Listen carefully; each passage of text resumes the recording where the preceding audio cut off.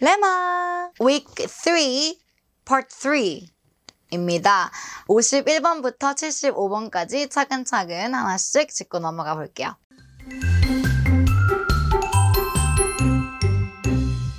나는 궁금했어.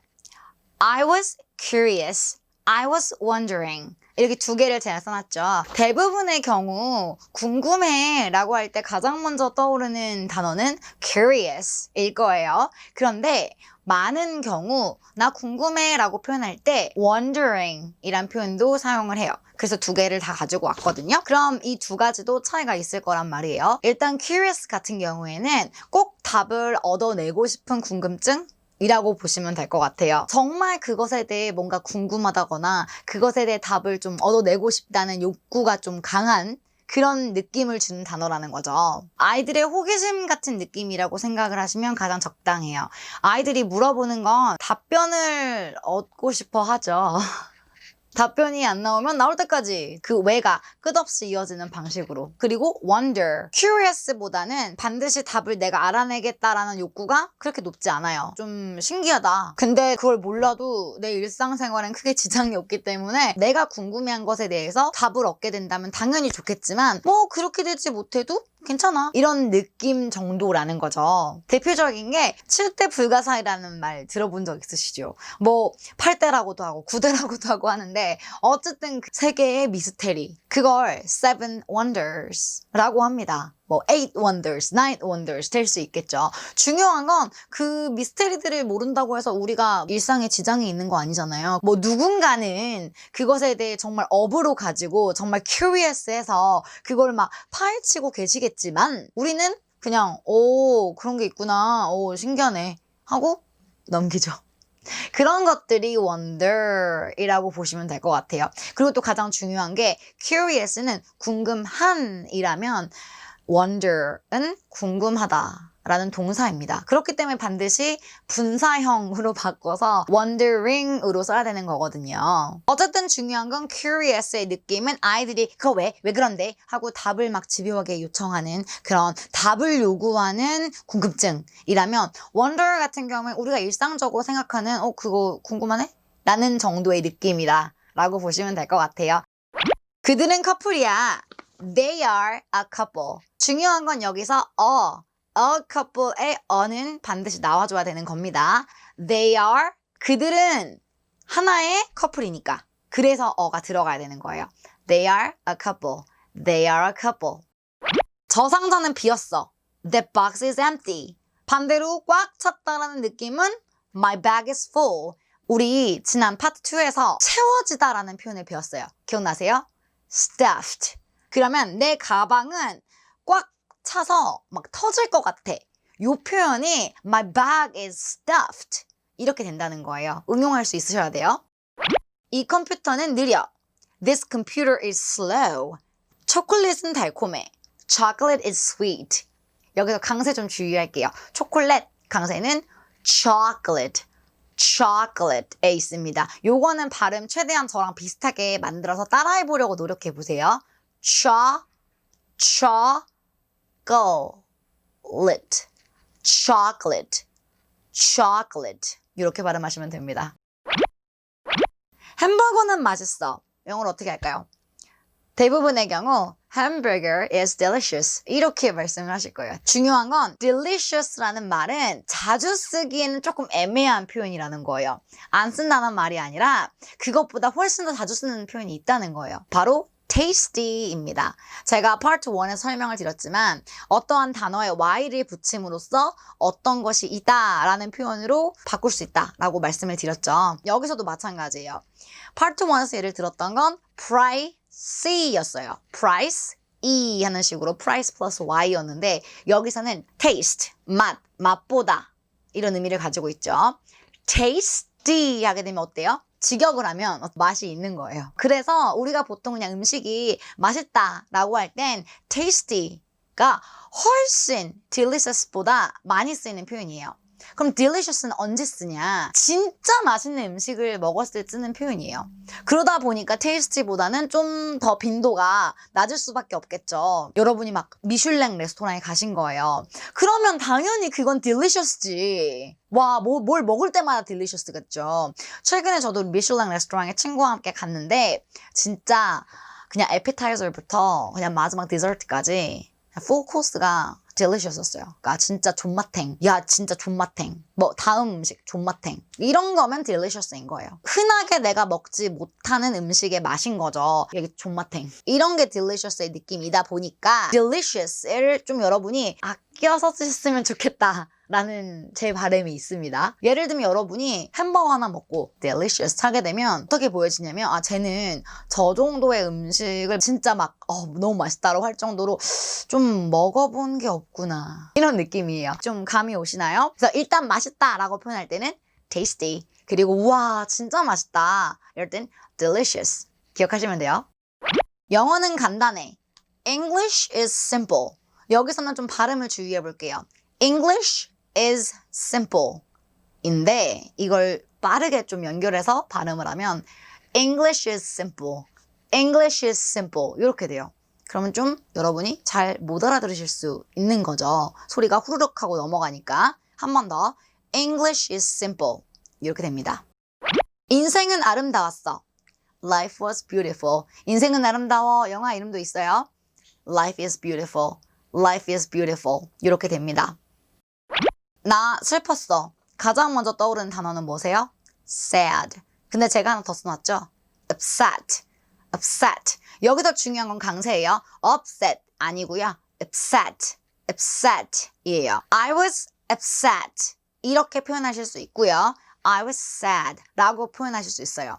그런데 중요한 건 이 upset이 바로 다음 문장 61번 나 짜증났어 라는 표현에 또 등장한다는 거예요. 여기서 중요한 건 upset 이겠죠. 사전에 찾아보면 전복시키다, 뒤엎다, 무너뜨리다, 뭐 망치다, 잡치다 뭐 이런 의미들이 있어요. 이 upset 이라는 게 뭐 순탄하게 진행하다가 upset 이게 뒤집어지는 그런 뉘앙스를 가진 단어라는 게 이 단어의 뜻에서 느껴지실 거예요. 우리 감정이 슬프다거나 화가 난다거나 한다는 건 그냥 일반적인 아무런 감정이 느껴지지 않은 무념무상의 상태에서 뭔가 감정이 부정적으로 좀 뒤집어진 거죠. 그런 느낌이기 때문에 둘 다 upset 이란 단어를 사용해서 표현할 수 있습니다. 강도는 약해요. 내가 슬펐어 라고 표현을 할 때 진짜 너무 막 슬퍼서 막 눈물이 줄줄 나는 상황에서는 당연히 sad가 되는 게 맞아요. 하지만 내가 눈물이 날까 말까 좀 뒤숭숭해 그런 느낌이 바로 upset이고요. 나 화났어. 그녀는 화났어 할 때 역시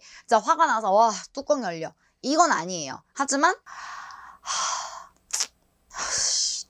이런 상황은 또 upset이 가능하다는 거예요. 이 upset이란 단어의 활용도가 굉장히 넓기 때문에 이 느낌을 아시는 게 굉장히 중요합니다. 나 슬펐어. I was upset. 그리고 그 윗단계 진짜 슬픈 거예요. 그럼 I was sad. 그리고 화났어. 1단계는 I'm upset. 근데 화가 난 거 확실해. 누가 봐도 내가 화가 났어. 좀 짜증이 나요. 그러면 angry. 여러분이 알고 있는 그 단어죠. 그녀는 화났어. She's upset. 진짜 화가 난 거예요. 이거는 누가 봐도 화가 났어. She's angry. She's angry. 그 다음 단계가 최상의 화가 난 거죠. 뚜껑이 열린 거예요. 그 경우에는 약간 진짜 미쳤다, 돌았다, 빡 돌았다라고 하죠. 그런 느낌이에요. 그게 mad라는 거. 누군가 화났다 혹은 내가 화났다라고 할 때 mad는 진짜 굉장히 많이 화나는 거예요. 여러분이 좀 이 상황도 역시 구분을 해서 사용을 하시면 좋겠죠. upset, sad, upset, angry, mad 요렇게 순서가 됩니다. 나 짜증났어. 이거 진짜 많이 쓰는 표현인데 많이들 모르시더라고요.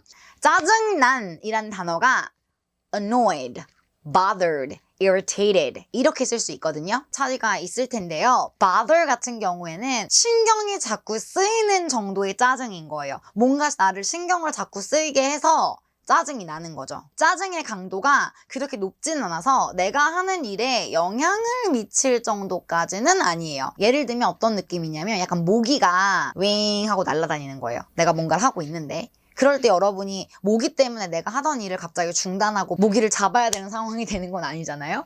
내가 더 중요한 일이 있으면 그 일을 마치고 모기를 잡겠죠. annoying 같은 경우에는 신경도 쓰이고 그 일로 인해서 내가 다른 일이 좀 집중이 안 되는 정도라고 보시면 돼요. 그 신경 쓰이는 강도가 높아서 짜증이 난다. bother, annoying 이 있는 거죠. 그리고 irritate 같은 경우에는 조금 격식을 차린 표현이라고 보시면 될 것 같아요. 그런데 여기서 포인트가 annoying의 느낌이 좀 더 강하다는 거예요. 뭔가 계속 반복이 되고 그래서 짜증이 나는 느낌이에요. irritate를 어디에서 제일 많이 쓰이냐면 피부 간지러움증 있죠. 피부가 발진이 일어나서 뭐 간지럽거나 따끔따끔하거나 그런 현상들이 있죠. 그럼 어때요, 여러분? 되게 짜증나요. 피부가 뭐 burning 탔다거나 아니면 내가 얼굴에 뭐가 났다거나 그런 경우 되게 짜증나거든요. 되게 신경 쓰이고 그런 느낌이 irritate라고 보시면 될 것 같아요. 이런 건 한 번쯤은 경험을 해보셨을 거예요. 느낌 좀 아시겠죠?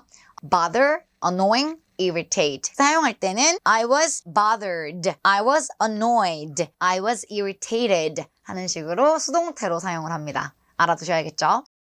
나는 목말랐어.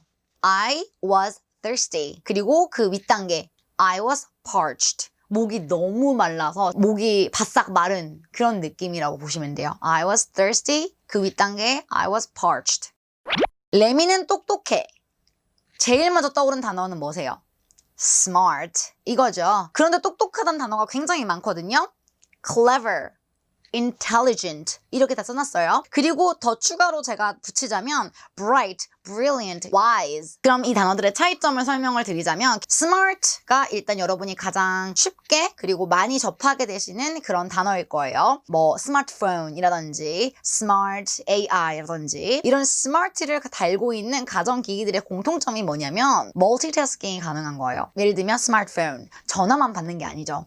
인터넷으로 뭔가를 검색해 볼 수도 있고 뭐 유튜브도 볼 수도 있고 뭔가 문서 작성을 할 수도 있고 하나의 일만 할 줄 아는 게 아니라 여러 가지 일을 한 번에 처리를 할 수 있는 거예요. 그런 개념의 똑똑함이 바로 smart예요. 그럼 clever이 있었죠. clever은 애들이 똑똑한 거. 그 느낌이거든요. 예를 들면 우리가 지금 한글을 아는 것, 알파벳을 아는 것 그렇다고 우리가 똑똑하는 건가요? 근데 2살짜리가 한글을 쓰고 읽을 수 있고 알파벳을 막 쓰고 읽을 수 있고 파닉스 다 뗀 거예요. 똑똑한 거죠. 그게 clever이에요. 좀 책똑똑의 느낌이에요. 그럼 intelligent는요? intelligent 같은 경우에는 뭔가 총명한 거예요. 지적인 거예요. intelligent 같은 경우에는 와, 좀 되게 엘리트다. 되게 좀 지적이다. 이런 느낌이라면 clever 같은 경우에는 똘똘한 초등학생 이 정도로 생각하시면 될 것 같고 smart 같은 경우에는 우리가 일반적으로 생각하는 되게 능력 있다. 되게 저 사람은 와 어떻게 저런 걸 다 할 수 있어? 이런 느낌을 갖고 있는 사람들이 있죠. 그런 걸 smart하다라고 표현하시면 될 것 같아요. 그리고 뒤에 제가 좀 추가로 말씀을 드린 bright 그리고 brilliant 같은 경우에는 좀 창의력에 관한 부분이라고 보시면 될 것 같아요. 그러니까 뭔가 아이디어가 반짝반짝하고 새로운 창의적인 아이디어를 마구마구 뿜뿜하는 그런 느낌의 똑똑함이라고 보시면 될 것 같아요. wise는 현명한 이란 느낌을 가지고 있는 단어입니다.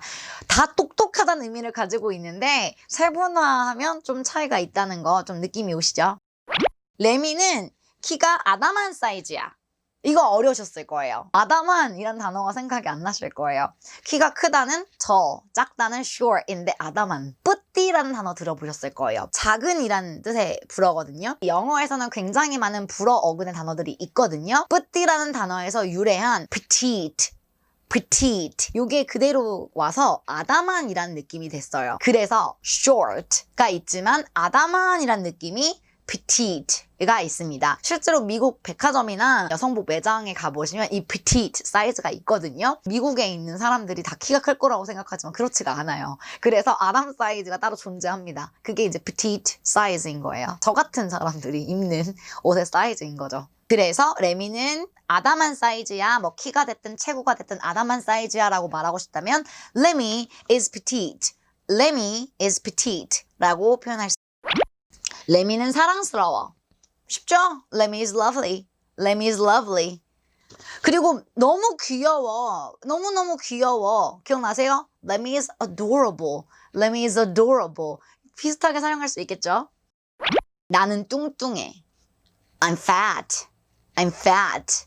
사실 fat을 긍정적인 단어로 사용하지 않거든요. 한국에서도 마찬가지로 뚱뚱한이라는 단어를 대체할 만한 단어들이 꽤 있잖아요. 통통한, 체격이 좀 있는 등등의 여러 가지 표현들이 있겠죠. 그런 것들을 제가 좀 알려드릴게요. 통통하다라는 느낌으로 대체할 수 있는 게 chubby, chubby, 그리고 plump, plump 이렇게 두 가지가 있어요. 엄밀히 따지면 chubby가 통통이고 plump 이게 퉁퉁이에요. 저는 그래서 chubby만 써놨어요. plump는 그냥 있다라는 것만 알아두시고 full figured, full figured, figure이 모양이잖아요.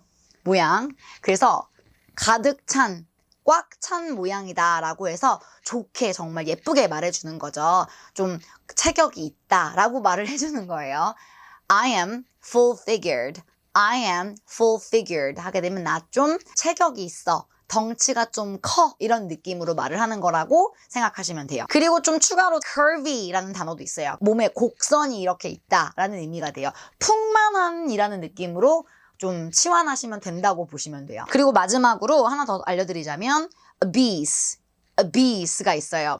obese는 비만이라고 생각하시면 되거든요. 비만이라는 말이 clinical한 의학적인 용어잖아요. 그래서 뭐 기분이 좀 덜 나쁠 수는 있을 것 같아요. obese라는 단어도 알고 계시면 좋을 것 같아요. 정리해보면 뚱뚱해라는 말을 표현할 수 있는 건 굉장히 다양해요. 그냥 fat 해도 되지만 이건 좀 기분이 나쁘잖아요. 그래서 통통해, chubby, 혹은 퉁퉁해, plump가 있고 좀 더 긍정적인 단어는 chubby다. 그리고 full figured 이게 좀 예쁘게 말을 해준 거고 curvy 역시 또 예쁘게 말을 해준 거예요. 그리고 뚱뚱하다는 말보다 의학적인 단어로 표현을 하면 obese가 있다. 이렇게 정리해 볼 수 있겠죠. 뚱뚱해 있으니까 이제 날씬해 하면 되겠죠. 무용수들은 날씬해. 그럼 뭐가 제일 먼저 떠오르세요? 무용수는 dancer입니다. Dancers are 날씬해 slim. 추가로 말씀을 드리면 well balance드가 있겠죠. 비율이 좋다라고 말을 하는 거예요. 밸런스가 좋다고 말을 해주는 거니까. 그 다음에 중요한 단어가 skinny인데요. 이게 왜 중요하냐면 우리나라에서도 말랐다라고 하는 게 요즘은 좀 칭찬이죠. skinny라고 하는 건 지방이 없고 피부만 있는 상태가 바로 skinny인 거거든요. 동서양을 막론하고 지금에 비해서 배불리 먹고 살 수 있는 사람 자체가 많지 않았기 때문에 그래서 옛날에는 그렇게 좋은 말이 아니었는데 요즘엔 스키니하다 그러면 이게 칭찬이에요. 말랐다라고 하는 말이 우리나라 말에서 칭찬이라고 받아들여지는 것처럼. 그래서 스키니까지가 말랐다, 날씬한 이런 의미로 뭐 받아들여진다라고 보시면 될 것 같아요. 말랐다라는 말을 좀 더 과격하게 할 수는 있겠죠. 그게 이제 bony, 뼈가 bone이니까 뼈가 있다. bony, 약간 쳐 말랐다. 뼈밖에 없다라는 느낌이죠. 그리고 slender이라는 단어도 있어요. slender 같은 경우에는 갸냘픈? 이란 느낌을 주는 단어입니다. 같이 알아두시면 좋겠죠. 그 소녀는 키가 작아. The girl is short. The girl is short. 이 와인은 최고야. This wine is the best. This wine is the best. 여기서 the best 할 때 the는 반드시 넣어주어야 되는 the입니다. 왜냐하면 최상급이기 때문이에요. 이렇게 말하면 이해가 잘 안 가시죠? 최상급이라는 건 최고라는 거거든요. 그럼 최고는 보통 어때요? 하나밖에 없죠. 그렇기 때문에 하나다, 단 하나다라는 느낌으로 the를 붙입니다. 강조를 하는 느낌도 있지만 최고는 보통 하나이기 때문에 the를 반드시 붙이셔야 돼요. 이 색상은 어두워. This color is dark. This color is dark. dark는 어두운 이란 뜻만 있는 게 아니라 진한 이란 의미도 있어요. 진한 색이 어두운 거잖아요. 그런 뉘앙스로 생각을 하시면 이해가 빠르실 거예요. 이 빵은 촉촉해. 이 촉촉이란 단어 진짜 좀 어렵지 않나요? This bread is moist. This bread is moisty.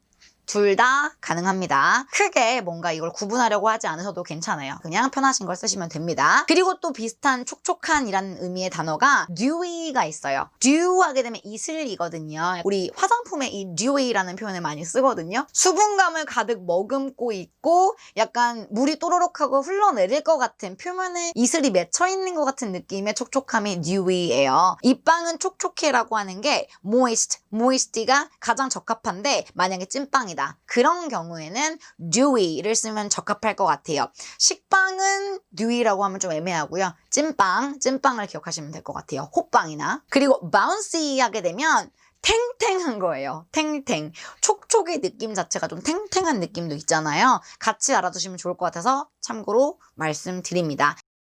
이 피자는 식었어. 이것도 역시 조금 헷갈리실 수 있는데 식었다. 와 이거 뭐지?